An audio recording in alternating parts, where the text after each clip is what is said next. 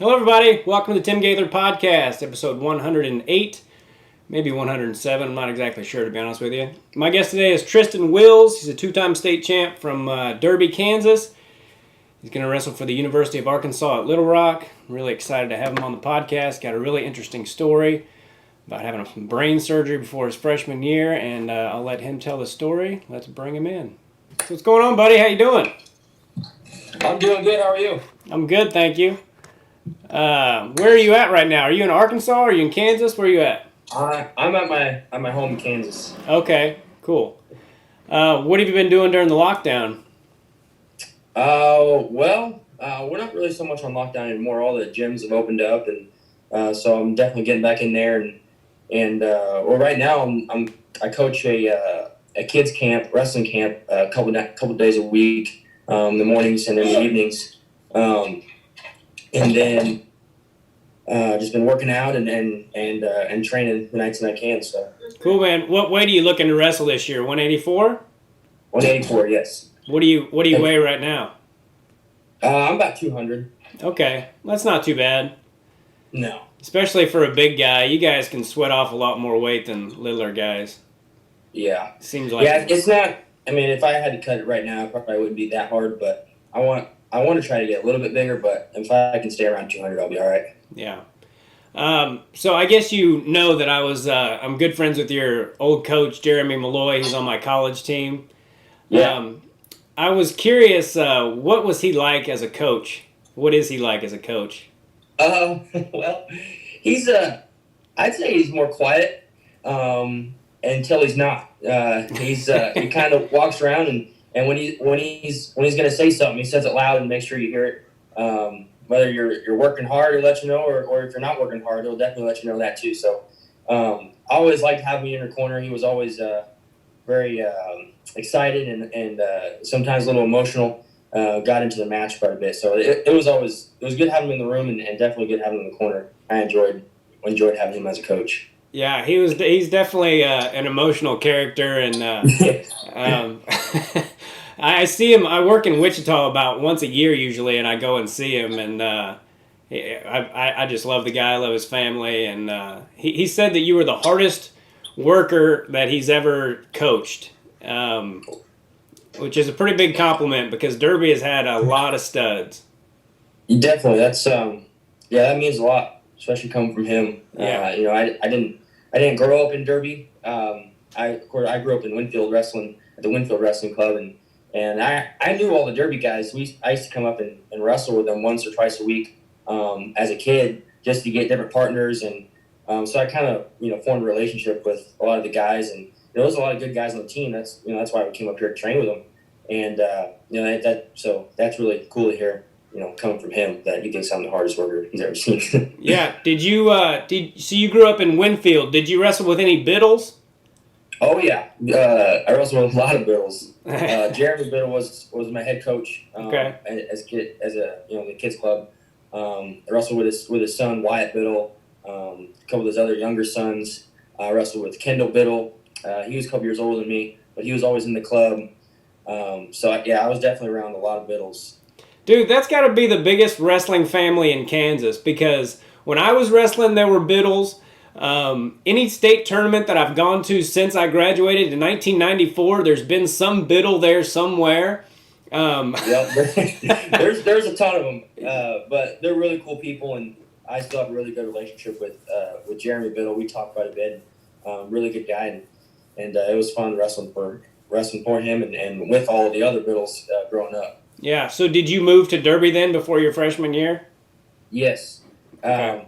At the end of my 8th grade year, my mom got a teaching job in Wichita, and we had family that lived here, and we knew a lot of the guys up here in Derby, and we just thought it was the best move because for training partners and for mom's new job, and this kind of worked out, in different areas, and so I love it here, and I love my time here, and I'm still happy to be here. So yeah, you guys have had some great teams. You were on that state championship team, right? Yes. Has Coach Malloy ever told you the story about how he cost us a state title? Uh-uh. He didn't really cost us a state title. He got kind of it was a pretty questionable call there in the finals, and if he would have won, our team would. Well, we lost the team title by half of a point, and if he would have won, we would have won. So we were all really pulling for him, and we all kind of thought he got screwed. And I don't know if Paul Myers will see this because I'm friends with him now too, but we all thought he got screwed at the time. Paul Myers is the guy that beat him in the finals, but. So the first thing I ever said to your coach Malloy when I first saw him, because we were on the same college team, the first time I saw him was like, "Hey, you're that guy that cost us a state title." And we've been pretty good friends from the start, but he has been very complimentary about you and your work ethic and all that. Where do you think your work ethic comes from? I've got great parents, and they always push me.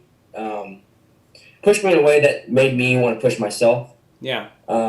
So they were always supportive of anything I wanted to do, and they wanted to make sure that I loved wrestling for me and not for anybody else. Yeah. I wanted to be a state champ for me, and not for my dad or my mom or anybody else, not for my coaches. So just kind of growing up with that mindset, it really made me take control of, or helped me take control of what I was doing. And why I was doing it, helped me develop goals and purposes for why I was wrestling or doing anything else in life. But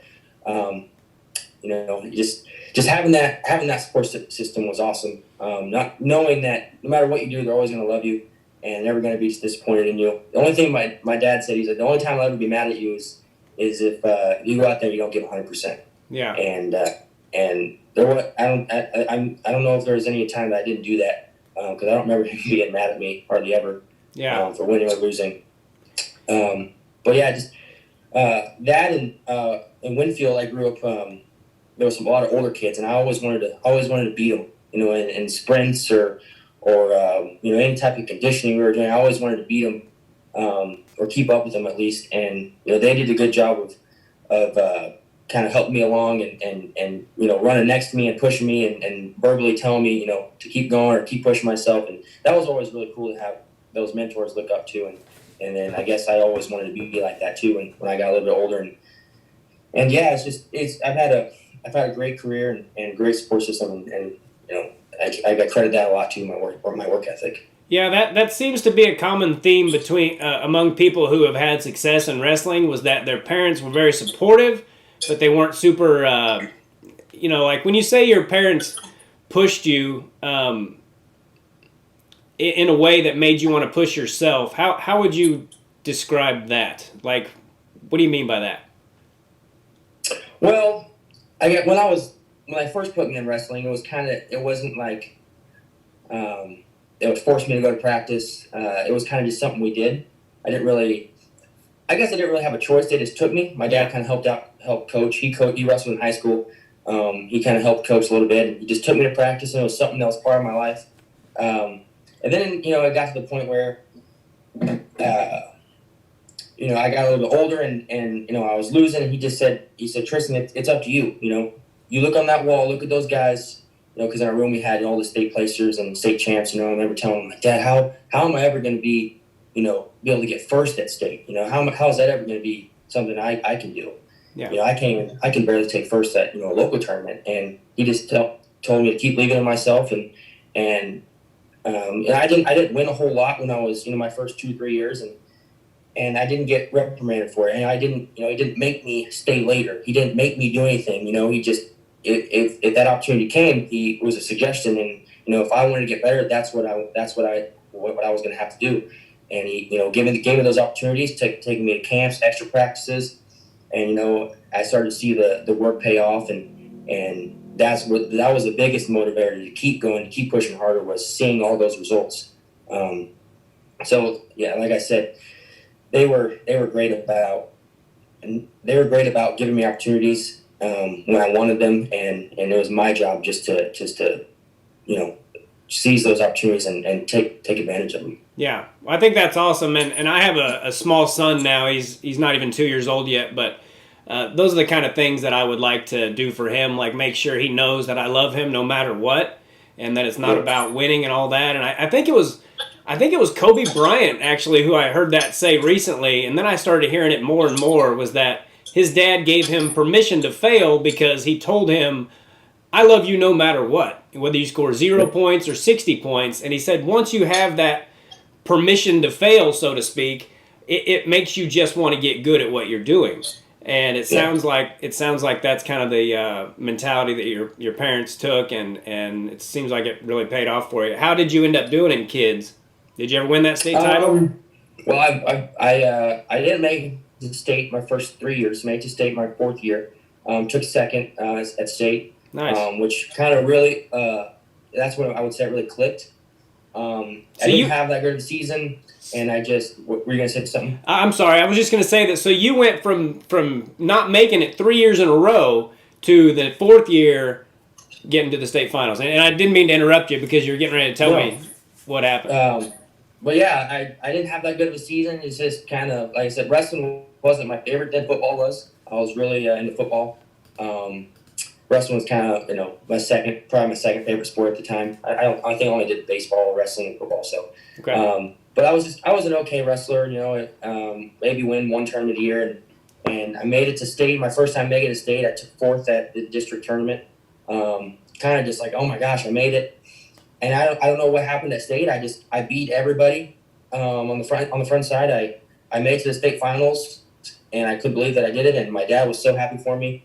After the semifinals match, he put me on his shoulders, and I was on top of the world, and of course I took second, but it really kind of clicked then, like, man, I can do this, and kind of from that point on, I started having a lot more success. I ended up winning 3 kids state titles. I was in the finals probably the next 5 or 6 years, took second a few more times. But it was a great kids career. I didn't travel to the national tournaments quite like maybe I should have, or like everybody else did. Yeah. And I don't know why. I really don't know why. We did go to a few. I went to Tulsa once. I went to Folkestone Nationals, Liberty a couple times, but we didn't travel like most of the kids do today. But yeah, a lot of kids club success, and I learned. The biggest thing I learned, I'd say, is the fundamentals and stuff in the kids club. That was kind of my biggest building block, was learning all that. You see a lot of kids nowadays, they learn, they go into practice and they learn a bunch of moves, or a bunch of different moves. I learned positions and how to wrestle from those positions, and drilling those over and over again every week, as a 7, 8, 9, 10-year-old. And that really was what got me so good and got me prepared for high school. Awesome. I genuinely got chills when you were telling me about making it to the finals after getting fourth at district, and then talking about your dad putting you on your shoulders like that. I that's why I love wrestling, dude. I get chills even hearing stories like that. And yeah, I just love I love this sport, and I love how sometimes things click for people. My senior year of high school, we had a guy on our team who, he might not like me saying this, but he wasn't very good. And then he pinned the guy who ended up winning state that year. He pinned him, and something clicked in him, and he was never the same. He made it all the way to the state finals, and this was a guy who never even really, I don't even know if he ever made it to state in kids. So he went all the way to the state finals, and I've seen that happen a few times, and it's pretty cool when it does. So you had a really successful kids career, and then before your freshman year, you had some brain issues, for lack of a better way to say it. Tell us about that, and how you came to even find out you had an issue. Well, it was actually after my freshman year. I completed my freshman year. Okay. And it was going in my sophomore year that summer. In between then, I was wrestling at Cadet Nationals. Okay. Cadet National Duels. I was in Pennsylvania. I just come off of a pretty good freshman year. I went into state ranked number 1. Wow, as a freshman? As a freshman, kind of like you were saying, when things click, I was having an okay season. I beat the number 1 kid all class, in January, and then things kind of clicked, and I just went on a winning streak, and I won every match until the state semis. Had beat everybody in the bracket, ended up being ranked number 1 going into state, and I kind of choked in the semis to a kid I beat before, but ended up taking 5th. And then, going into the summer, really motivated, looking to get better and kind of avenge in a way my freshman season, because my goal was to be a 4-time state champ. I had in my mind, going into the state tournament, I knew I was going to be a 4-time or a freshman state champ at least. I knew what it was in front of me. I was ranked number 1, and I just kind of let it slip away. And I kind of used that summer to avenge that a little bit. And I was, I teched my way through freestyle state and Greco state. I was going to nationals. I was on the dual team, wrestling Greco, and probably my 3rd or 4th match of the tournament. And I fell back, hit my head, and I got up. The trainers came out, they checked me, and I kind of did like, I'm okay, and kind of shoot them away. And it hurt, but it wasn't like, oh my God, I can't wrestle. I finished the match. And then come off, and my head's pounding. Like, man, my head really hurts. So I drank a lot of water, took some ibuprofen, and I was like, man, hopefully this helps. So I wrestled a couple more matches, and it didn't go away. And we hadn't even wrestled freestyle yet, so I really wanted to wrestle freestyle because that was my favorite. And I went over to the trainer, and they said, you can either keep wrestling, and if you get hurt again, we're gonna have to red card you, and then you can't wrestle at Fargo.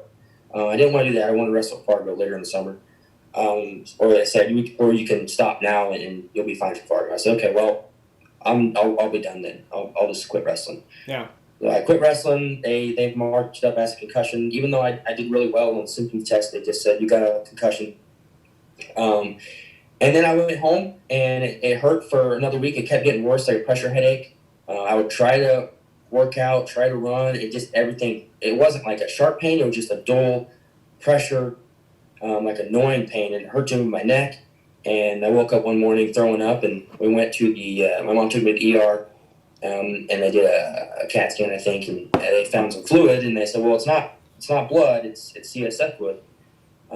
You ruptured an arachnoid cyst on the right side of your brain, and that fluid is causing pressure on your brain.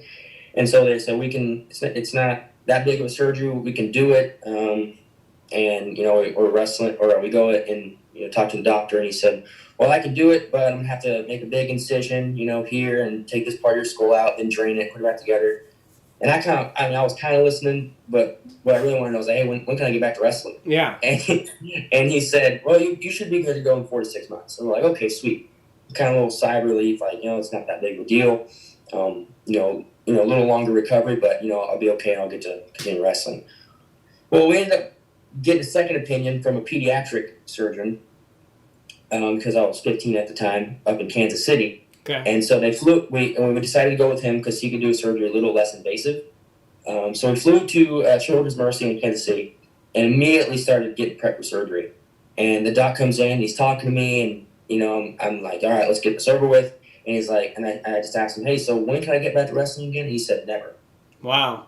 And I was like, what? And I looked at my parents, started crying, and they just told me, hey, we'll do the surgery, we'll worry about wrestling after. Okay. And so got the surgery, and it was a really successful surgery, I did my recovery, and I came back 6 months later, nothing was wrong, everything looked good. I came back a year and a half later, everything looked fine.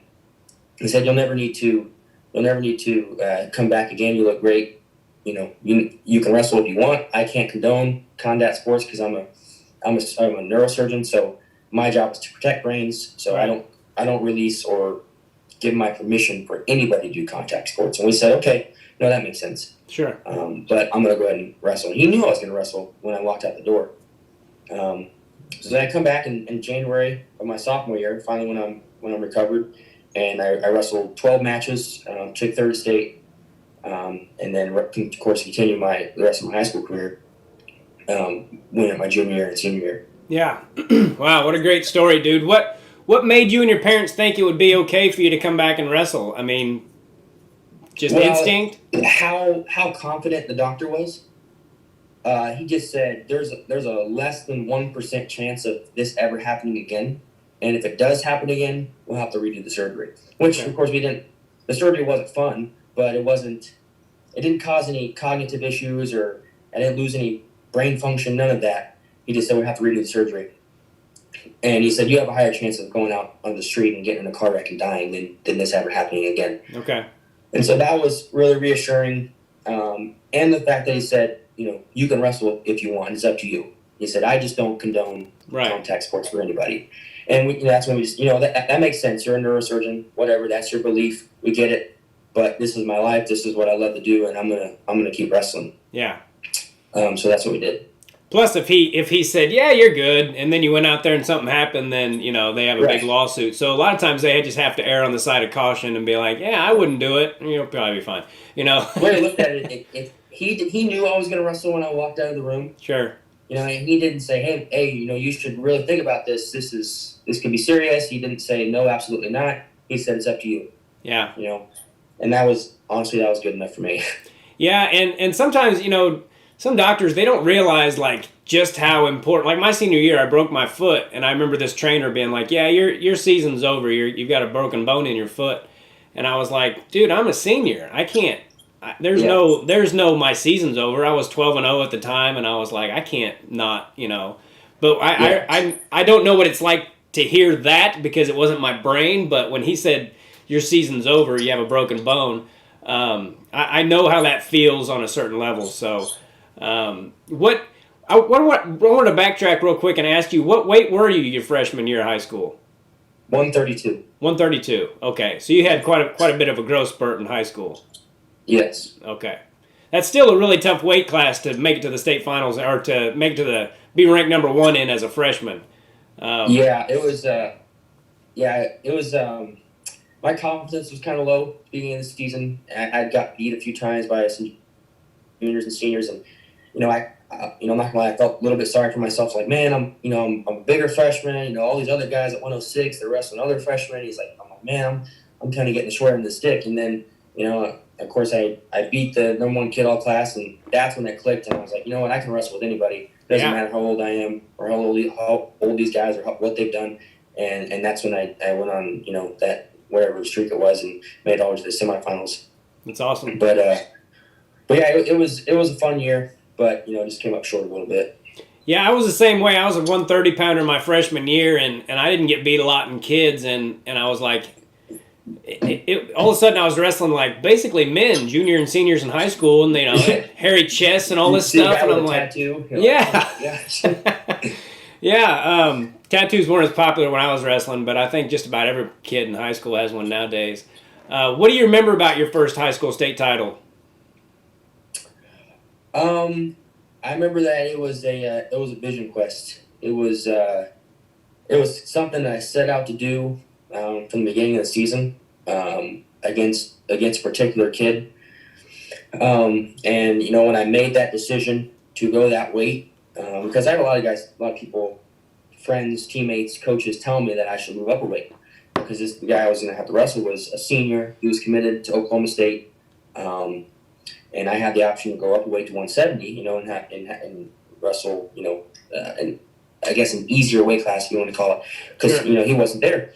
And I said, no, I want to wrestle him. I don't want to be just another state champ because I've seen state champs that, in my opinion, don't deserve to be state champ. I want to be number 1 all class. I want to be the best guy. I want to get my name out there, and if I can beat someone like that, I can get recognized. I can get noticed. That'll open doors for me on the college scene. And so I set out to beat him, and I wrestled him twice earlier in the season. First time I lost 4-2, and then I wrestled him at regionals before the state tournament. I lost 8-2. I got caught on my back early in the match, and then of course that was it. Scored pretty much remained the same, 8-2, and still there wasn't a doubt in my mind that I couldn't beat him because I went into those first 2 matches with the mindset of I'm going to learn everything I can about him. I was like, I'm going to let it fly. I'm not going to wrestle conservative. I'm going to learn everything I can, and I'm going to use that to put together a game plan when it really counts. And so he was really good. He was really good on his feet, really good defense, and he was really good on top. Every time I got on top, I couldn't get away, and it really frustrated me because I pretty much got away from everybody. Yeah. It's not somewhere that I'm necessarily bad at. I just, for whatever reason, I couldn't get away from it. And in that second match, it was third period, and I was down, and I had the choice to go on my feet. I said, no, I'm going down because I want to try to get out. And if I can't get out, that'll solidify my decision of my game plan for the next week. And so I put together and I put together the perfect game plan and ended up beating him in the state finals, exactly how I planned to beat him, with the exact game plan that myself and my parents and my coach put together, and it was just an unreal emotion of I set out to do something. People told me I couldn't or that I shouldn't, and I did it anyways. Yeah. And now I'm state champ, and it was an awesome feeling. Yeah. Well, good for you, man. That's awesome. That's a great story. Who is that kid? Is he still at Oklahoma State? Yeah, Jalen Harper. He's at Oklahoma State. Okay. Cool, man. And then your senior year, did you dominate? Did you have any losses or anything? Well, my senior year, it was tougher in the sense that I went up 22 pounds. I jumped 2 weight classes, which is pretty big. Yeah. Originally, I was going to go 170, and then my other teammate, Cade Lindsey, who also went to Oklahoma State with me, he was going to go 160. But it worked out better if we both bumped up, because I didn't really weigh. I wasn't really big enough to wrestle 82, but I was bigger than everybody else on my team, so that was okay. I'll do it. And so I went up, and he went up, and it was at first it was really hard to adjust to the weight, just wrestling those type of guys because I was faster, but I couldn't get away with the same positions, or I couldn't win the same battles, and it was tough to adjust. I lost to some good kids. I lost to the number 1 kid in the country at Stampede. Lost to a kid who went to OU. I lost to good kids. I lost to Kyle Haas once. Owen Brungard wrestled at Winfield. It was a state champ that year.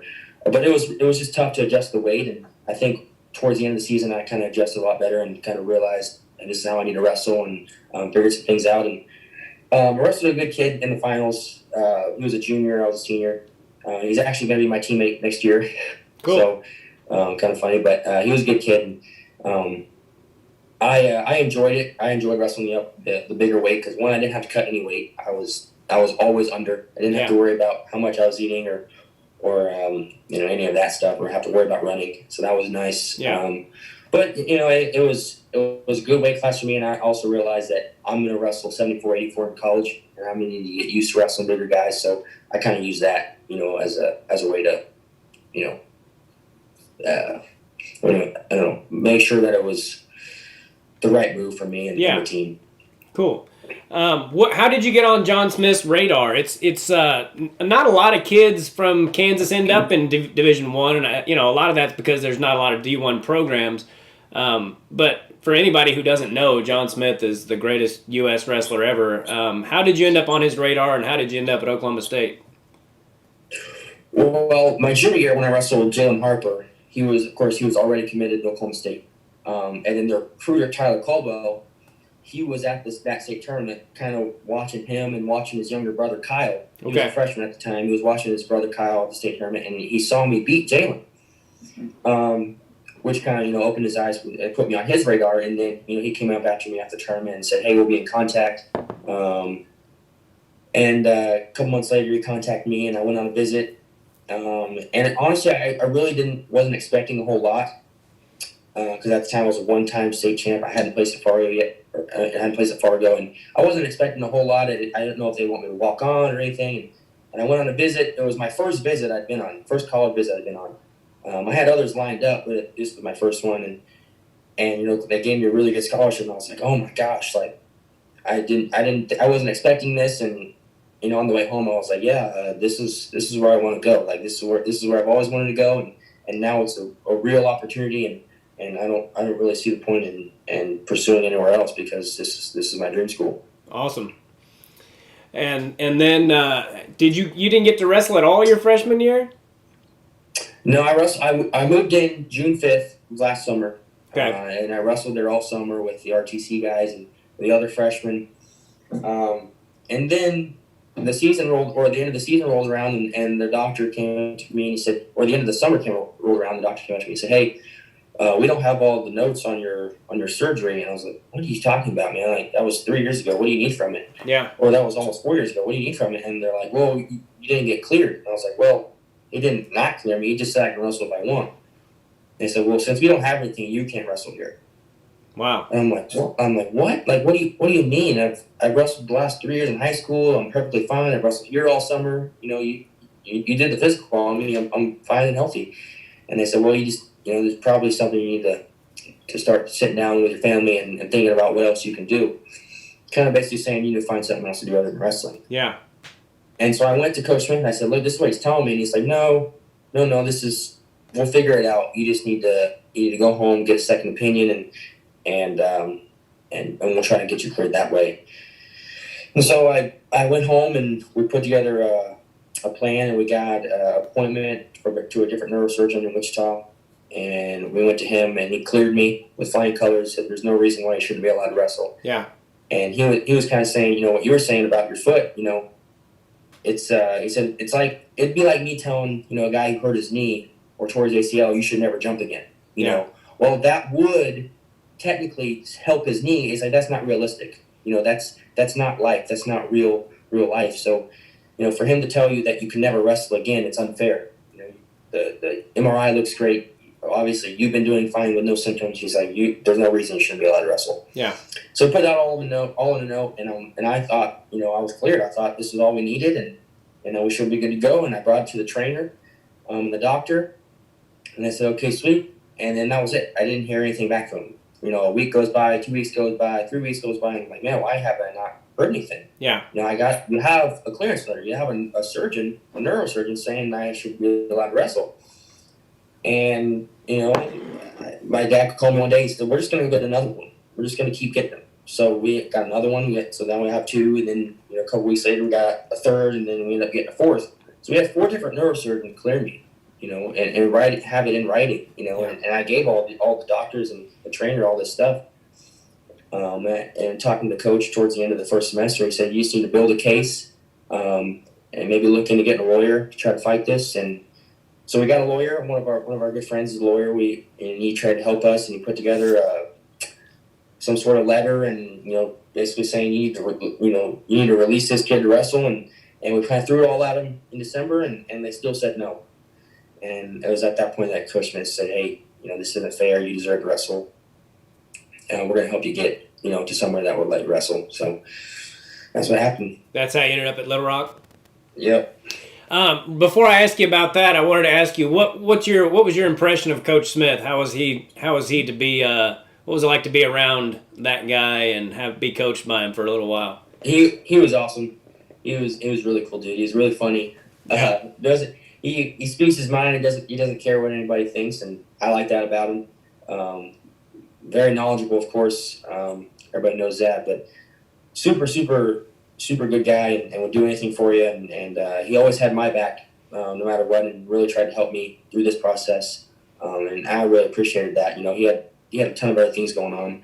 I'm sure the last thing he wanted to deal with was a freshman who was having trouble getting cleared from a surgery 3 years ago. It was just kind of a mess, and he really, really helped me, and I can't thank him enough for that. So I enjoyed my time with him, and of course, I wish it would last longer, but sometimes you got to move on and do different things. Yeah, and I'm sure that he was probably a big reason that you ended up at Little Rock, because Neil Arisman, your coach, was an Oklahoma State wrestler as well, did really well there, and he's your coach now at Little Rock. I had him on my podcast about a year ago. Really good dude.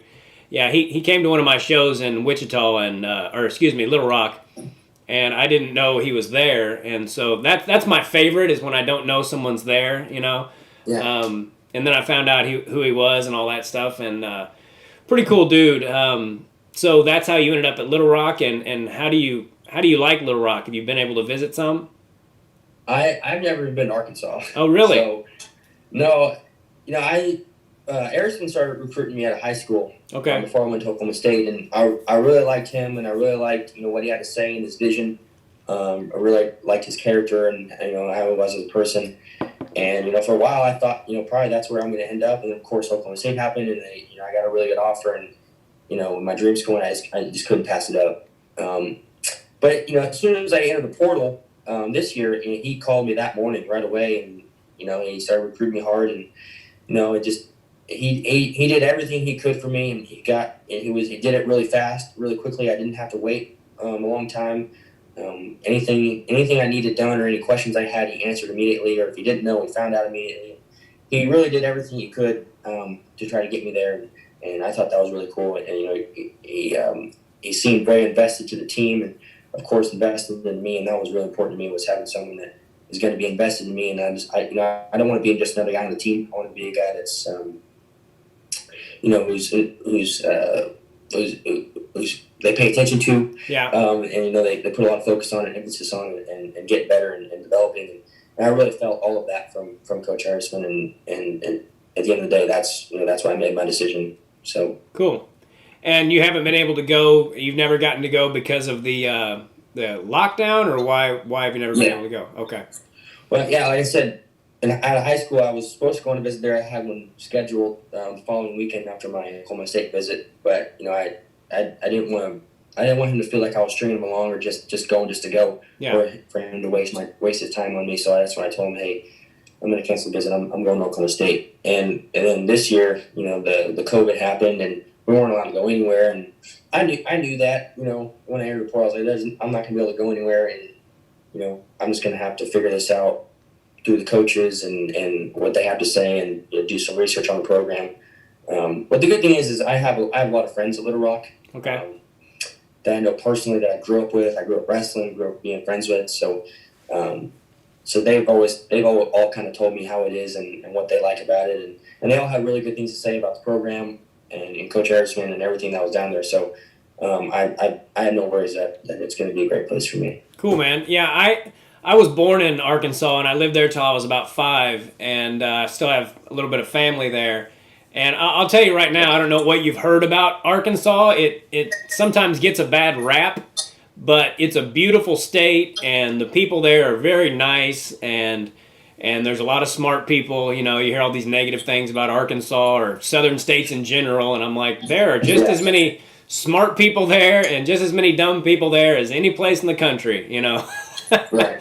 So I don't know if you've heard anything bad, but don't pay attention to those people because they don't know what they're talking about. No, I've heard it's really, really, really pretty state, and of course I love the outdoors, hunting and fishing. Okay. So that's kind of important to me. I thought that was really cool that that opportunity is there too. So yeah, I was going to ask you what you like to do outside of wrestling, hunting and fishing. Do you do a lot of that? Absolutely. That's pretty much all I do. Wrestling, hunting, fishing. Okay. Well, then you'll love Little Rock, man. It'll be a great place for you. Yep. Yeah. Yep, I'm excited. Cool. Who would you say the toughest guy you've ever wrestled is in your career? It doesn't even have to be the best, just the toughest. What was that? It doesn't even have to be the best guy necessarily, just the toughest. Toughest guy? Probably Jalen Harper. Yeah. And mostly because I think our styles matched up. They kind of clashed. Yeah.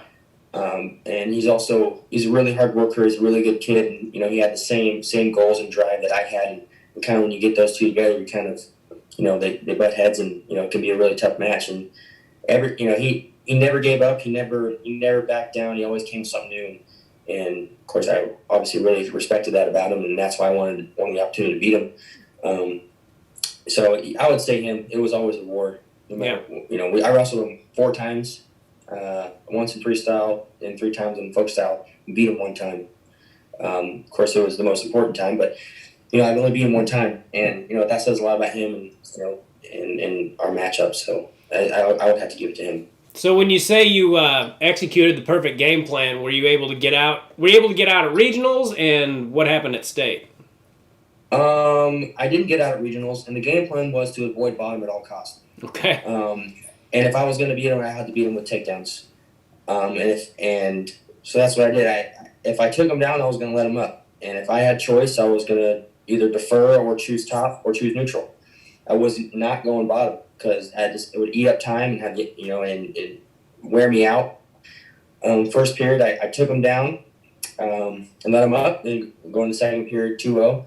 It ended up being my choice or his choice. He deferred, and I chose on my feet, which I think was kind of a surprise to him, because I gone back and watched the video, and he kind of looked over at his coaches like, that's not what we were expecting. We were expecting kind of get another ride out and waste time and tire him out.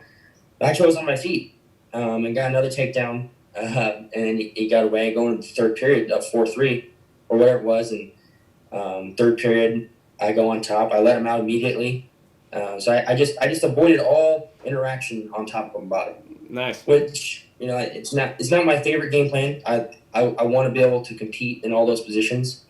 But at the time I wasn't messing around with it. I knew I was better, or I felt like I was better on my feet. If I was going to beat him, that's how I was going to beat him, and that's how it worked out. I beat him 6-4. Nice. That's awesome, dude. Was that his senior year? Yes. And was he had he already won state a couple times? He won it his junior year, yes, the year before. Okay, cool. What are your ultimate career goals in college or beyond? I want to. Well, now Little Rock had to be the first All-American, first qualifier, and have the opportunity to be a national champion. I've always set high goals, and whether people doubt me or not, at the end of the day, it's my goal, and I'm gonna stop nothing until it happens. I like the reason I love wrestling so much is because everything's on you. I had issues with football growing up because I would try so hard and I'd have an awesome game and we'd still lose. And that was just really frustrating. And I think that's why kind of wrestling became my favorite. I got out what I put in, and I think I've got a good recipe there at Little Rock. The drive and passion, excitement of Coach Harrisman and the new program, and Pat Smith is right down the street. Oh, he is. I didn't realize that. Good opportunity down there. We just got Chandler Rogers as a coach, on which he can help me a lot. And I always believe myself, no matter what. I never doubt myself. I believe I can beat anybody at any time. And it's always good to have coaches that do the same for you or believe in you no matter what. I really like that about my high school coach, Coach Ross. One of those guys, just no matter what the situation was, always believed in me. Always believed I can win. And he told me that and made sure I knew it. Win or lose, he was in my corner bringing me up, and that was really cool to have. And I think I'm going to have the same thing at Little Rock. So yeah, my be All-American, first qualified, first All-American, and eventually be a national champ. So awesome. Well, I think you'll do it, buddy. I can't wait to watch your career and see how it unfolds. And what are your plans after you're done wrestling? Do you have any yet? You don't have to. You're pretty young, so don't rush any of that crap. No. Well, I want to do. I've always wanted to kind of be my own boss, and start my own business. So my major is business entrepreneurship. But a couple years ago, I realized I want to do something I love. And honestly, I love hunting, fishing, and wrestling. But I can't wrestle forever. So if I'm going to do something, for work, I want to do it in one of those fields, wrestling or hunting or fishing. So start a business somewhere in that area. And hopefully start my own business with a hunting gear company or somewhere something in that field. I'm not really sure yet. It's the more I do research, the more I realize it's a pretty saturated market. So that's still the plan as of now, but I do know for sure it will be something along those lines. So whatever it has to be, I'll make it work. Yeah, well, if you do something that you love, it's not like it's not like work, Yeah. It's an old saying that if you find something you love, you'll never work a day again in your life. And it's true, though.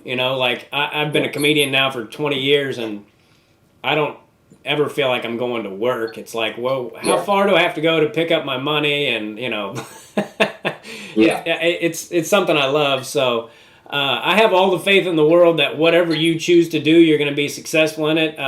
Coach Malloy told me that you were a very humble, hardworking kid, and just talking to you is, part of the reason I want my son to wrestle isn't necessarily. I mean, if he has success, that's awesome, but I like the kind of people it makes, and if my kid is as polite and good and nice as you, and that's why I want to have. That's why I want my boy to wrestle, so he ends up being a person like you seem to be, and I can't wait to watch your career, dude. I'm really looking forward to it, and I really appreciate you taking the time to do this today. And absolutely, I'll let you go. I'm sure you got things to do, but I think I covered everything I wanted to find out, and I can't wait to watch you wrestle 184 at Little Rock. Awesome. Well, thanks for having me on. It was a pleasure. I had a good time, and good luck with everything going on. So. Thanks, buddy. You too. And tell Coach Erisman I said hello. I will for sure. Thank you. All right, buddy. Take care. All right. You have a good one. You too. Bye-bye. All right, everybody. That was Triston Wills, and I didn't say that very eloquently at the end, but that is the reason that I want my son to wrestle. I love kids like that. You know, it was, you know, I know he's 19 or 20 years old, but he's just very humble dude, and you know, obviously a really good wrestler, and that's why part of the reason I love this sport is the kind of people it makes. And anyway, I really enjoyed talking to him. He's a really cool kid. I can't wait to watch his career. As always, go to makingithappen.com, MACANithappen.com. Help out little Bo Macon and his family. And go to youtube.com/Tim Gaither and follow me there. Subscribe to my YouTube. I would really appreciate it. These podcasts will be up there, wrestling, and I'm going to be talking to some more comedians soon. I've mainly just been talking to wrestlers lately because I've really enjoyed it. And I think that's about it. All my social media links are found on timgaithercomedy.com. I need to update my schedule. I've got a few more dates that have opened back up for me, so I'm looking forward to that. And as always, thanks for listening, and God bless all of you. Take care. Bye. Do us both a favor and click on that subscribe button.